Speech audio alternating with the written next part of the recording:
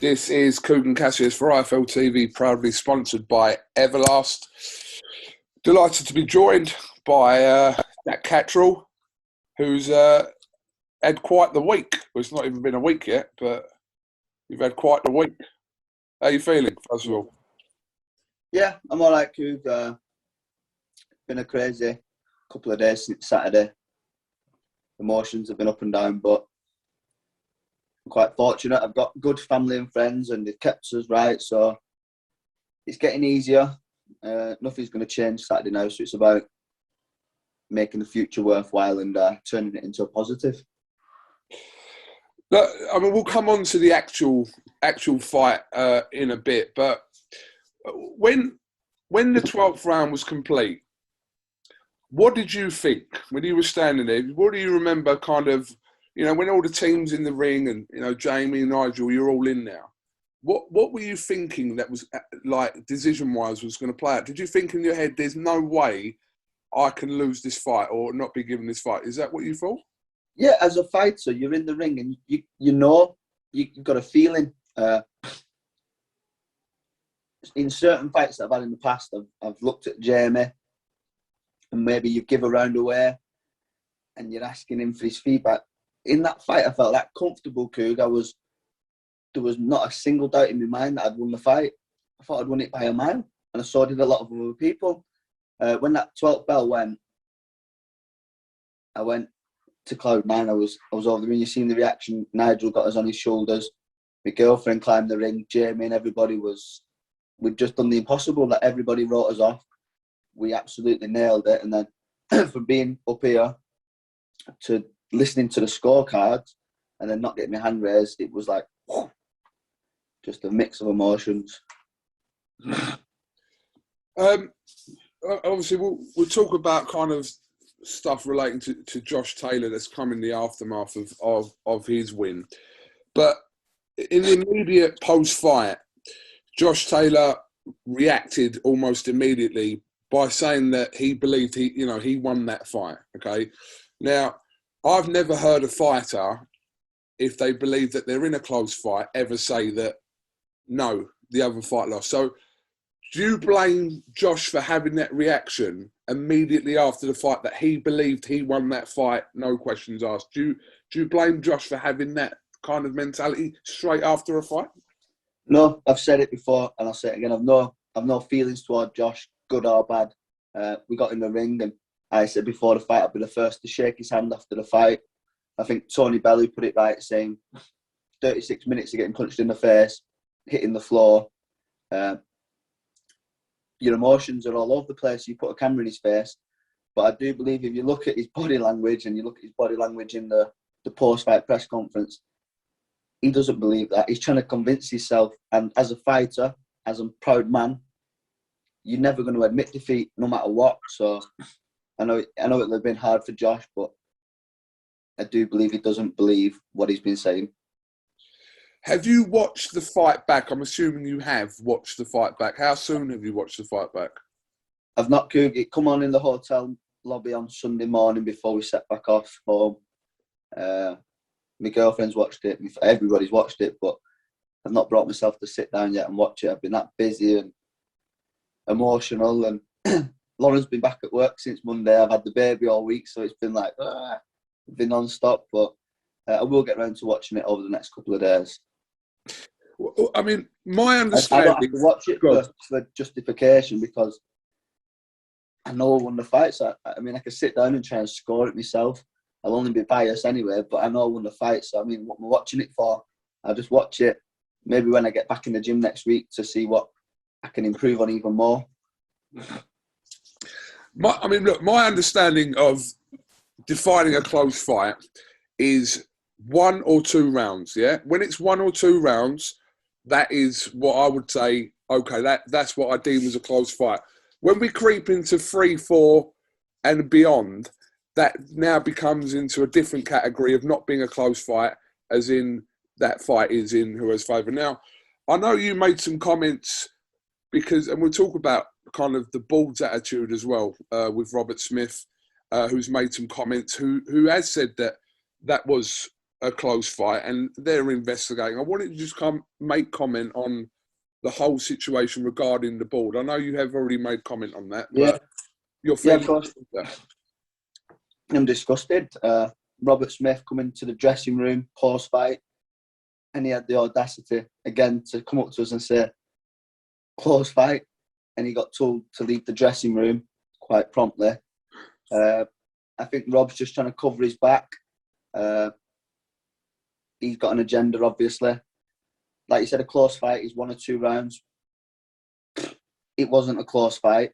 I'm quite upset with Rob. I got a call on Monday off Rob.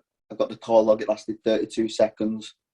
It was, I think it was more his conscience, just making sure that he'd rang me, but there was no heartfelt messages in it, or there was no concern in his voice. He just wanted to call me, and he hung the phone up after 30 seconds. And the fact that the British Boxing Board are going to investigate themselves, I can't wrap my head around it. My girlfriend works in HR, and she's worked for a lot of big companies, but it just fucking confused me. How the fuck do you investigate yourselves? There's only going to be one. I don't even know.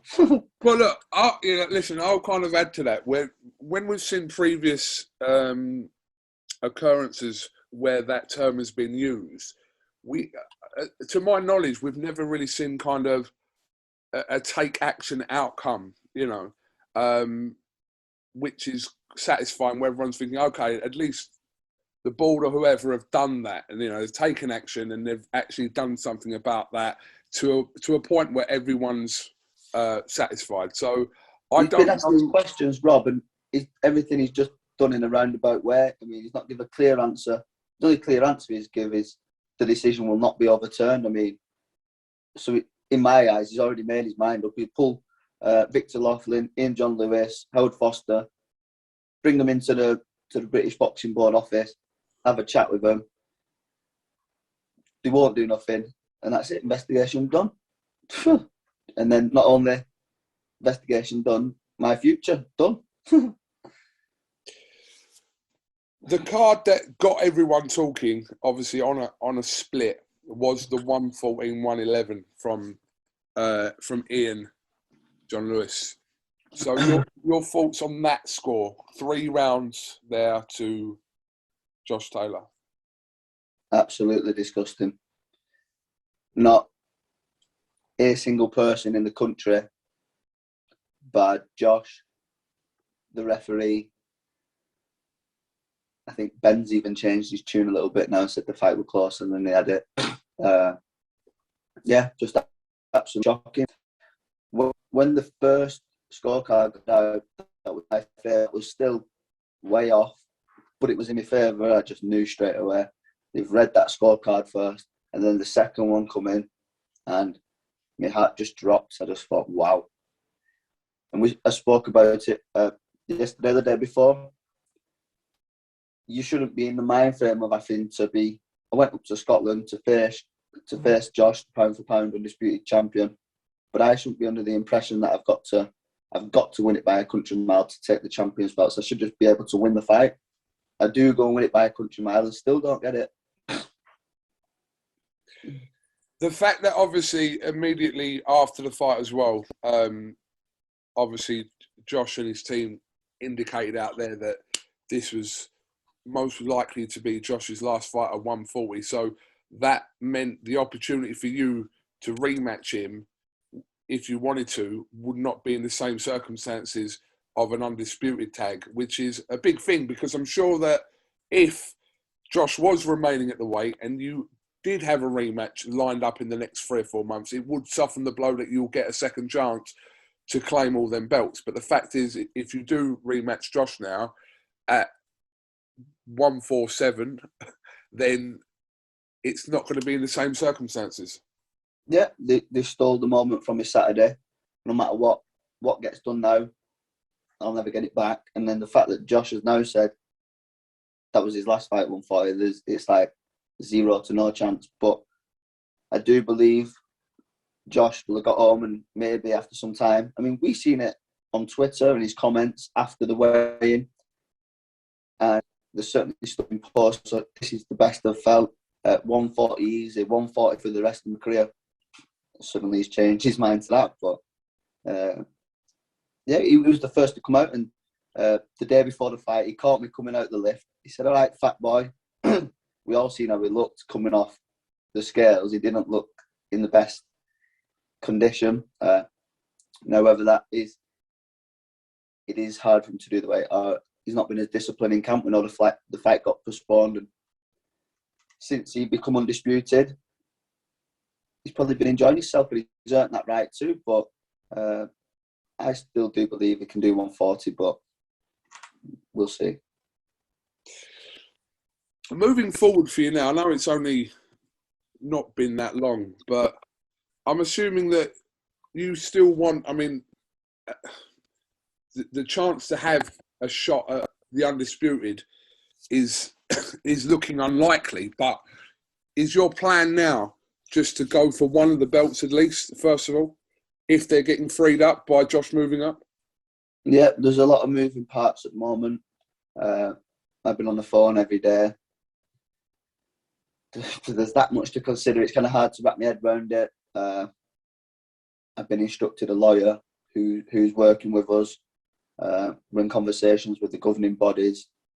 The boxing board are getting investigated. There is a lot of moving parts, but I've been home with my family. I'm a fighting man, and I've said, look, it's not gonna. That's what I know how to do, is to fight. So, regardless of what happens, I will fight again. I've had a good rest. I've had 4 days at home. I've not been out the house much. I'll be back in the gym next week, and I just want to get out in quick fashion. Whether Josh vacates the belts this week, next week, we'll see. Regardless of that, I've said to my managers, I want to fight in the next couple of months, so that will give me some focus. Yourself and Josh are both advised by Daniel Kinahan, and looking back at all kind of what's been said on social media, etc., there's been a few suggestions that kind of corruption and foul play from Daniel Kinahan in his involvement. I mean, look, I know Daniel Kinahan well, as do you, Jack. Has done great things while he's been involved in boxing, as we know. But there has been suggestions. Yeah, I'll squash that straight away. I signed with MTK and was advised by Daniel probably 5 years ago now. And it was only the week before the fight I messaged him to say I wouldn't be in this position without his advice. I don't believe I'd be fighting still, because boxing's full of that many snakes and rats and people that are not a man of the word. I'd like to think I wouldn't have been still fighting people taking the piss out of us. And since signing with MTK and Daniel, he's always delivered. He's never, anything he's ever said, he's never not delivered for us. So, I mean, to say that the corruption lies with him, I believe he's wrong. I think the focus needs to be on the judges, the boxing board, and the promoters. I mean, to be fair, Daniel Kinahan gets blamed for everything anyway in boxing, whenever it's anything like this. But when, I suppose, he's representing two fighters at this level for such a big fight, in your head, is there a conflict of interest there because he's advising you and Josh, or do you just have your own relationship and your sole trust into Daniel? Yeah, the trust is there. I think you do have a slight concern. You're advising two fighters. I always knew that was going to be the case after Josh signed with MTK, and we've certainly had conversations about it and a potential fight that we've now had. But I think when you've spent time with somebody and you've had conversations and you see how they treat other people, you kind of get an understanding of how they are. And yeah, there is no doubt in my mind that I've been treated by Daniel fairly, and I don't think the finger should be pointed at him. He's told me the conversations he's had with myself, and the conversations he's had with Josh. and I believe he's very open when he does explain stuff. And I'm assuming for your career moving forward, obviously Daniel kind of manoeuvring you into this position. We know you kind of allowed that fight with Josh and Ramirez to happen. I'm assuming you've got full confidence moving forward that whatever it is, you'll get a shot again. I mean, like I said, the 4 belts is whatever that is, but you to become world champion, I'm assuming that you'll have full confidence in Daniel Kinahan to get you that. Yeah, I've got the confidence in my fighting ability first and foremost, and that along with having Daniel's advice, Jamie Moore, Nigel Travis, and Asim as my coach, I believe that we do go on and we win world titles. We might not get a shot at all 4 belts again, but I'll certainly do my best to collect them one by one. The other thing I wanted to obviously touch on as well, you know, you would have seen on social media the abuse and death threats that Josh Taylor and his wife-to-be Danielle have been getting, which I'm sure you'll find as disgusting as anything, that people are kind of going that route to abuse Josh and Danielle over the back of a result that was not even in Josh's hands. So just wanted you to make comment on that, Jack, really. Yeah, it's disgusting. We had a chat with the management yesterday. Lauren had all the threats before the fight. She's been getting bombarded at work, on a personal mobile, Instagram, Twitter, Facebook, coming up to Scotland, getting threats. We come up there with the baby, so it was disturbing. No, Lauren's not had threats after the fight, but we certainly got them at the public workout in certain places. And so I know how it feels. And then since hearing about the messages Danielle's been getting on Josh, like you said, it's out of their hands. It's taking the focus away from the issue at hand, which is the corruption in the sport. It's turning the attention to Josh, and I have no feelings towards Josh. End of the day, we get in the ring, we're taught to fight, we're not taught to make decisions around boxing. So I find it disgusting. And again, it's just taking the focus away from the issue that we as the public, boxing people, are trying to address. Obviously, your team, especially with Nigel and Jamie, they would have kind of been there after you kind of feeling how you did. They'd be the next ones. They've been very kind of vocal. Saw Nigel Travis immediately after, kind of voicing his opinion. You know, what's been the conversations with them over the last sort of 2 or 3 days since fight night?